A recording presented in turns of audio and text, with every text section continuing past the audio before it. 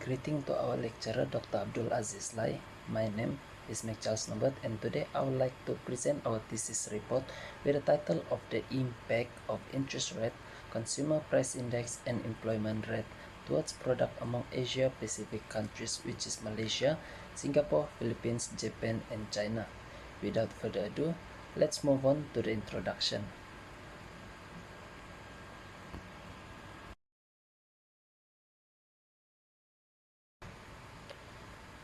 Background of the study. The research focused on analyzing the impact of various economic indicators such as interest rate, consumer price index, and employment rates on the stock markets of several Asia Pacific nations. Specifically, the study aims to understand how these indicators influence the stock markets of Malaysia, Singapore, Philippines, Japan, and China. These countries were chosen due to their significant role in the global economy, diverse economic structures, and distinct market behaviors. The research seeks to explore how differences in economic policies and conditions across these nations affect their stock market performance, thereby providing insights into economic well-being, growth prospects, and investors' behavior in the Asia-Pacific region.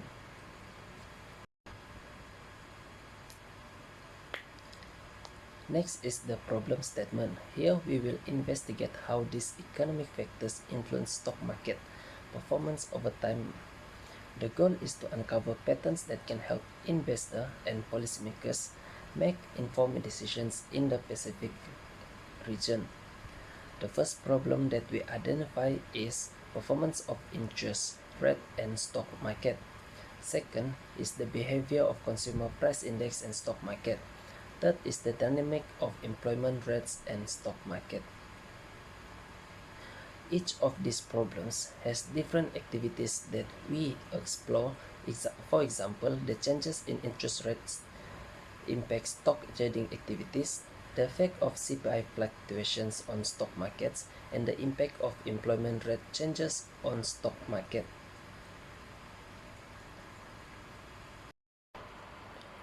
Research objectives. Our objective in this research is to examine how changes in interest rate influence stock market performance among the selected countries, where we analyze historical data to identify trends in stock market indices in response to change in interest rates. Second is to analyze the effect of consumer price index fluctuations on stock trading volumes and price movements during the periods of high inflation, where we investigate correlation between CPI fluctuation and trading volumes percentage of GDP in the selected countries. Third is to investigate whether the employment rate has a significant relationship with the stock market among the selected countries. Here we will conduct statistical analysis to determine the correlation between employment rates and stock markets performance in percentage of the GDP.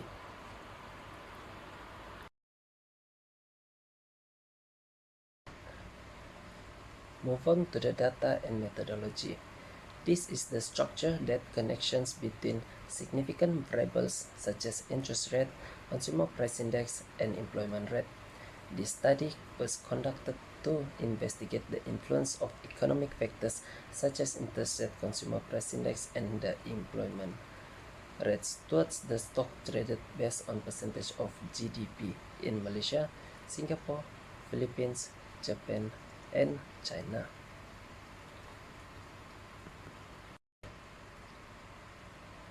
Our data analysis method conducted by three methods of data analysis, which is descriptive data analysis, correlation test, and the regressions analysis.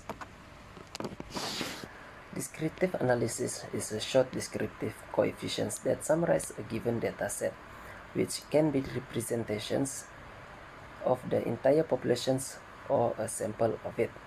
Correlation test is the measurement of the strength of linear relationships using available statistical data, including the linear correlation between two variables. Regression analysis refer to a set of statistical processes for estimating relationship between independent variables with the dependent variables.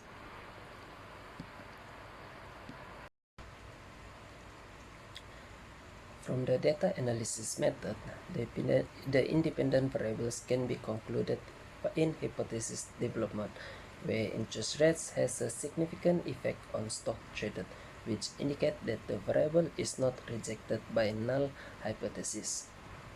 Second is the consumer price index, where it shows that the variable is not significant enough, which causing rejected by the null hypothesis. Last but not least is the employment rate, where it shows the same result as the consumer price index, indicating that both of these variables are rejected by the null hypothesis.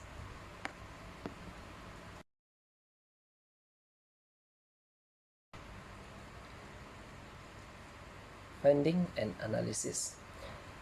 This descriptive statistic provides a summary of dataset key feature for stock traded that mean is 3.82 with a standard deviation of 0.85, indicating moderate dispersion around the mean. The variance is 0.73, skewness is negative 0.29, and the curtosis is 2.46.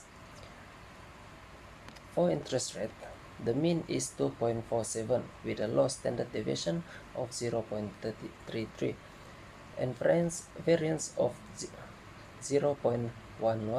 The skewness is negative 3.70, indicating a highly left skewed distribution, and curtosis is 26.77, showing heavily tails and extreme values. The consumer price index has a mean of 4.87, a low standard deviation of 0.14, and variance of 0.02.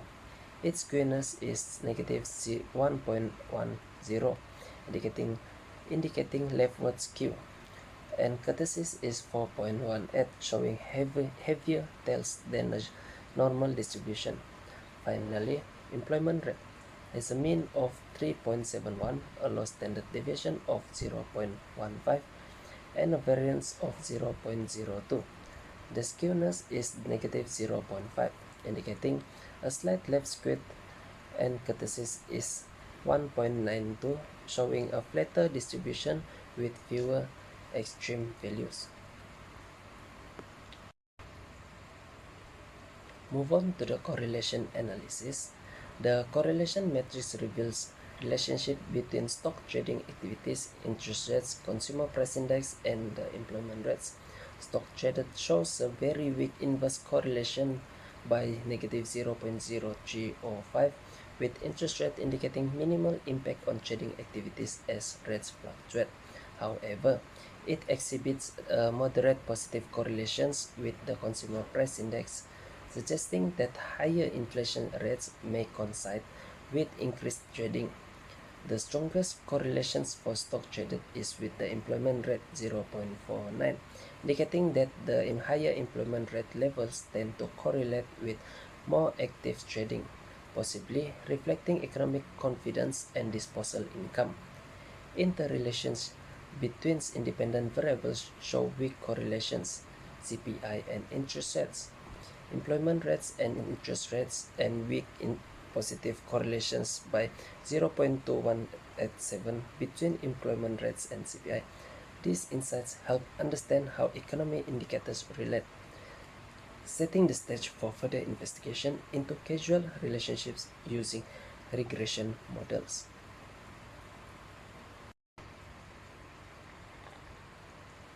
In our study, we examined the results of regressions analysis using 4 different models: POLS, random effects, fixed effects models, and corrected for heteroscedasticity and serial correlations. The interest rates variables show positive but insignificant coefficients across all models. The consumer price index variables was significant and positive in the POLS, random effects, and the fixed effect model, indicating a strong positive effects on the dependent variable. The employment rates was highly significant in the POLS and random effects model, but not in the fixed effects or the corrected model, suggesting that its effect may vary depending on the model used. The constant terms were significant and negative across all models, implying a substantial base effects. We performed several statistical tests to ensure the robustness of our models. The Bruch-Pagan-Lagrange multiplier test for random effects show a highly significant result, suggesting a presence of random effects.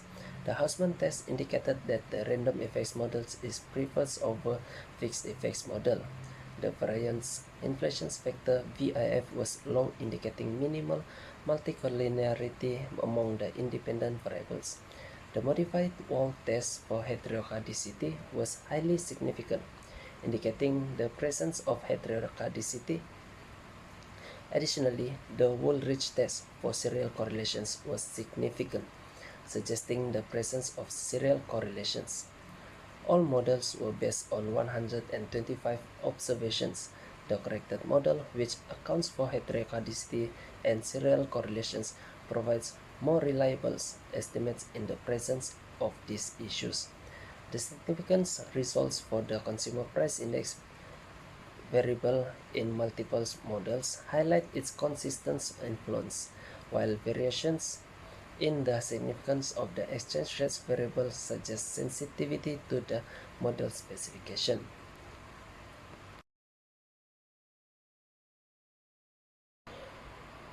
For the conclusion and recommendations, in conclusions, we found that interest rates found to have no significant impact on stock markets performance in the studies countries, indicating resilience to monetary policy changes. Number two is the Consumer Price Index. Consumer Price Index demonstrates a significant impact on stock trading volumes and price movements, particularly during periods of high inflation. Investors are sensitive to inflation trends. Number three is the employment rate. Employment rates showed no significant correlations with stock market activity across the nation, studies suggesting other factors play a larger role in influencing market behavior.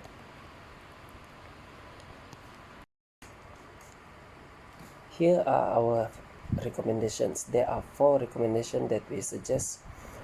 One is to advance econometrics models and external shock, where researchers studying stock markets in Asia Pacific should use advanced econometrics models like VAR or SEM to analyze how interest rates, CPIs, and employment affect stock trading. They should also consider the impact of external disruption like pandemics and financial crises. Number two is the qualitative methods and stakeholder insights.